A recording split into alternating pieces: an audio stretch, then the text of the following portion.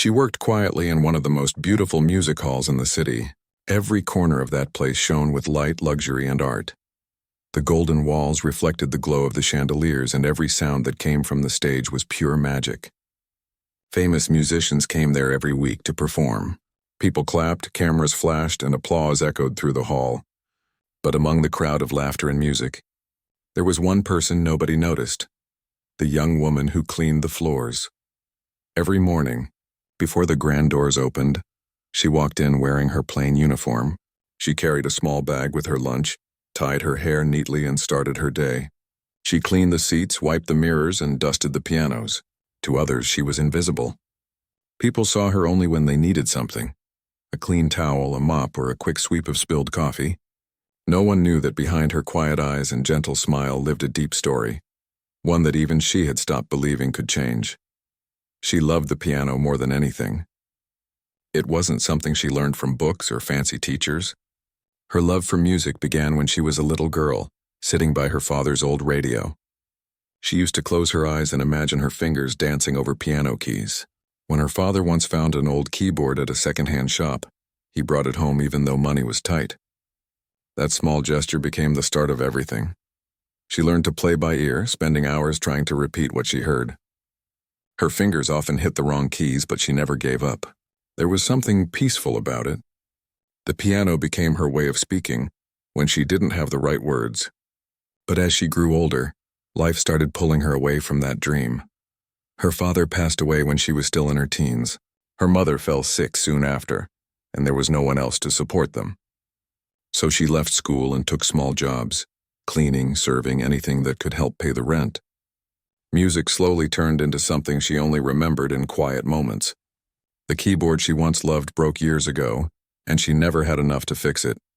When she got the cleaning job at the music hall, it felt like a strange twist of fate.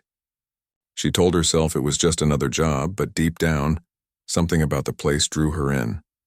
Every time a musician sat at the piano, she stopped her work for a second to listen. She admired how they moved their fingers with confidence, how people clapped and admired them.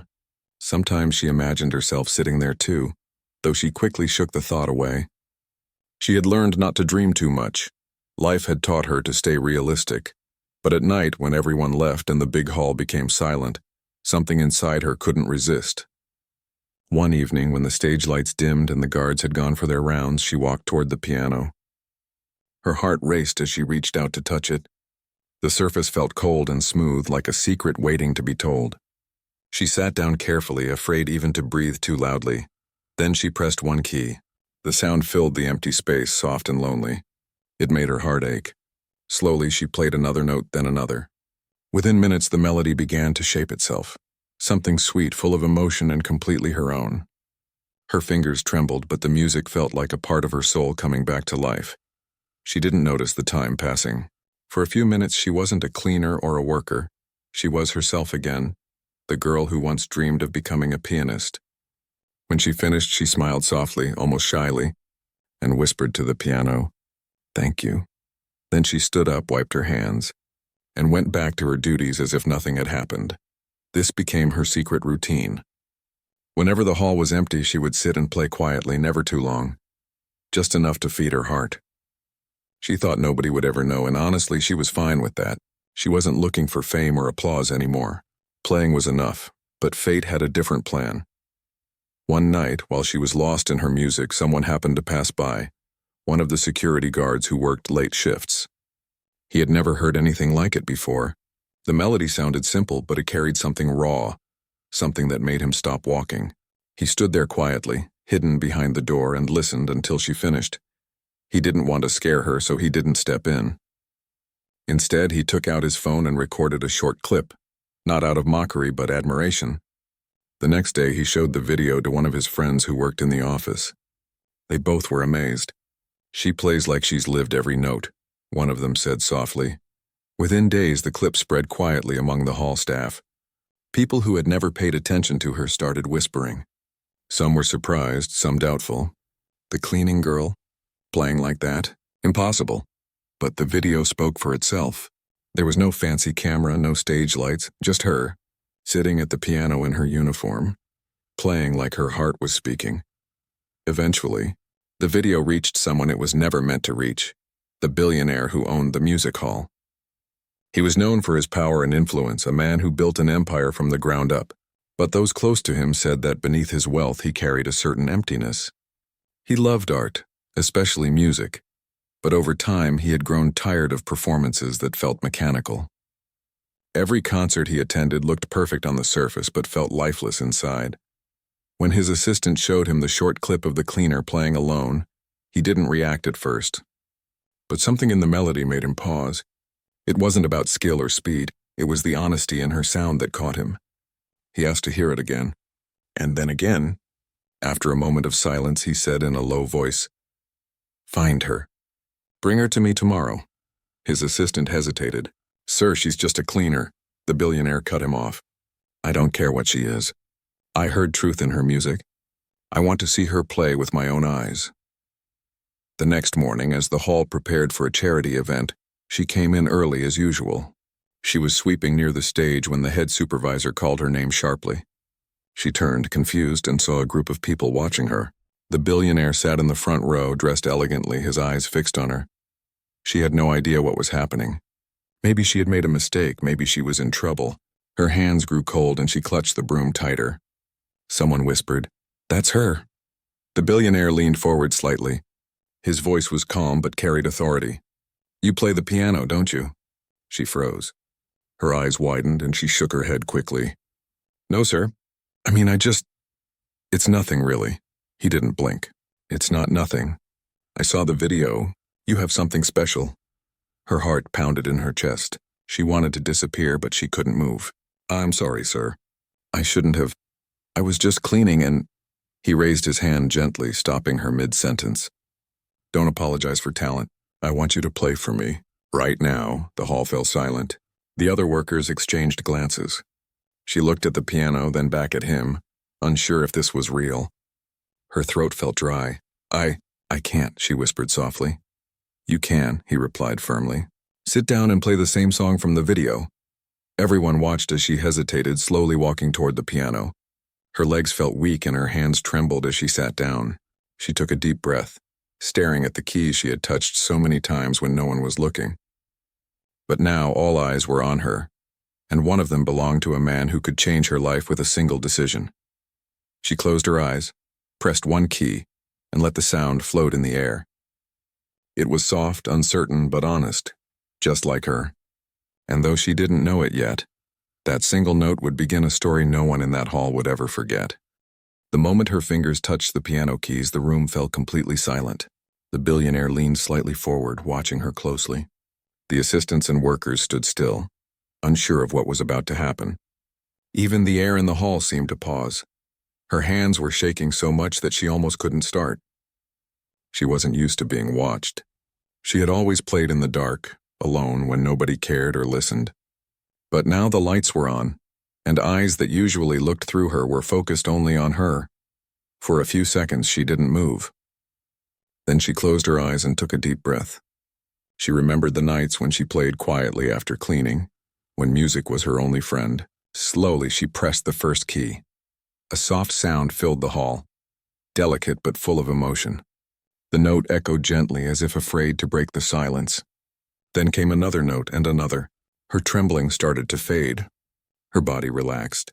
She began to play the same melody she had played alone so many times before. Her music was not fast or complicated, but it had something no one in that hall expected: honesty. It was the sound of a person who had suffered, loved, lost, and still hoped. It was raw and pure. The billionaire sat still, his face unreadable. But inside he felt something move, something he hadn't felt in years. He had listened to hundreds of performances from the best musicians in the world, but this was different. There was no show-off, no ego, no perfection, only truth. As she continued to play, the room changed. Everyone forgot she was a cleaner. Her simple uniform no longer mattered. She wasn't small anymore. Her music filled the space with life. It reached every corner of the hall like light breaking through darkness. When she finished, the last note hung in the air for a long time. Nobody spoke. Nobody even breathed. Then the billionaire slowly stood up and began to clap. The sound of his applause echoed off the walls, breaking the silence. Others joined him, clapping louder and louder until the entire hall was filled with it. She looked up, shocked and almost scared. She had never seen people clap for her before. Tears welled up in her eyes, and she quickly wiped them away with the back of her hand. She whispered, "Thank you," her voice trembling. The billionaire walked up to her. His expression softened, something rare for a man known for his cold, businesslike attitude. He looked down at her and said quietly, "That was the sound I've been searching for." She didn't know what to say. "Sir, I'm just," he interrupted gently. "You're not just anything. What you played came from the heart. That's real music." He turned to his assistants and said, "Prepare a place for her in the charity concert tomorrow. I want her to perform." The room went silent again. Everyone looked at him in disbelief. The charity concert was a big event, attended by celebrities, rich guests, and the media. It was not the kind of stage where an unknown person could just walk in. She stepped back, her voice soft and unsure. "Sir, I can't. I've never played in front of people before. I'm not good enough for that." He looked straight into her eyes. "You are exactly what this concert needs." His tone was final. It wasn't a request, it was a decision. Then he walked away, leaving everyone stunned. For the rest of the day, she couldn't focus. Her hands shook every time she thought about it. She didn't sleep that night. Her heart was full of fear. What if she made a mistake? What if people laughed? What if she ruined everything? But the next morning, something inside her changed.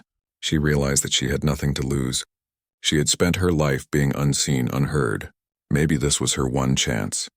Not to become famous, but to finally play for real. The evening of the concert came faster than she expected. The hall was glowing with light. Expensive cars lined the street. People in elegant clothes walked in, smiling, laughing, holding glasses of wine. Cameras flashed.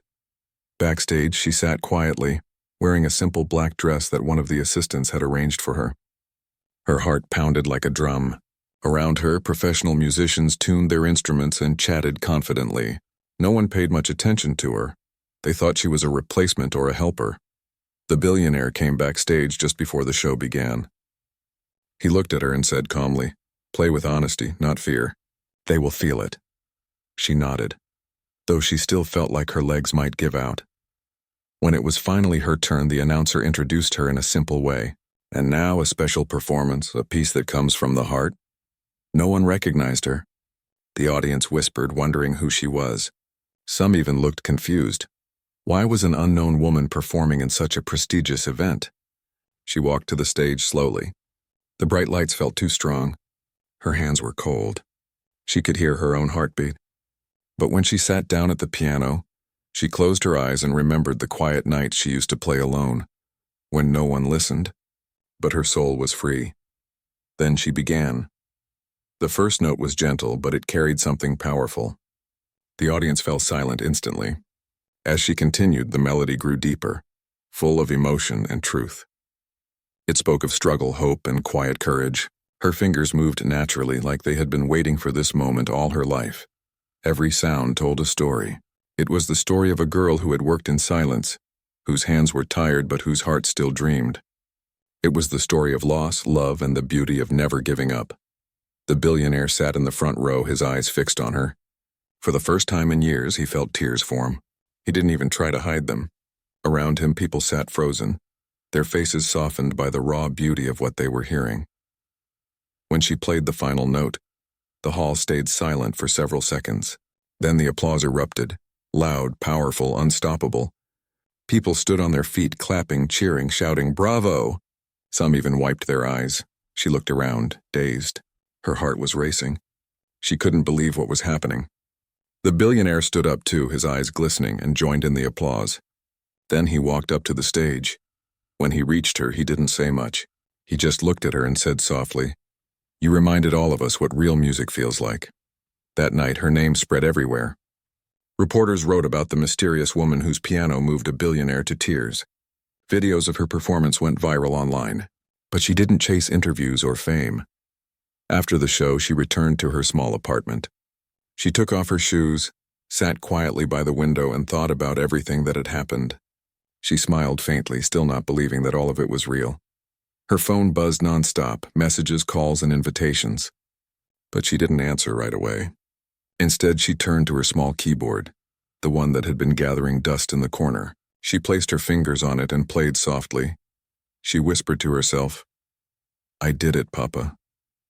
She knew that her life might change now, but deep down, she also knew that fame wasn't what mattered. What mattered was that she finally played. Not for money, not for others, but for herself. The billionaire later told a journalist, "That young woman reminded me that no amount of wealth can buy soul. You can buy talent, you can buy stage lights, but you cannot buy truth." From that day on, she didn't return to cleaning floors. The billionaire offered her a place in his music foundation, not out of charity but respect. She continued to play, teach, and share her music with people who truly listened. And though she now performed in front of thousands, she never forgot the empty hall where it all began, the quiet nights, the first trembling note, and the moment everything changed. Her story became one that people whispered about with awe. How a girl no one noticed played one song that silenced a billionaire and touched millions of hearts around the world, and every time she sat at the piano she smiled softly, remembering that one truth: sometimes the smallest voice can create the loudest echo.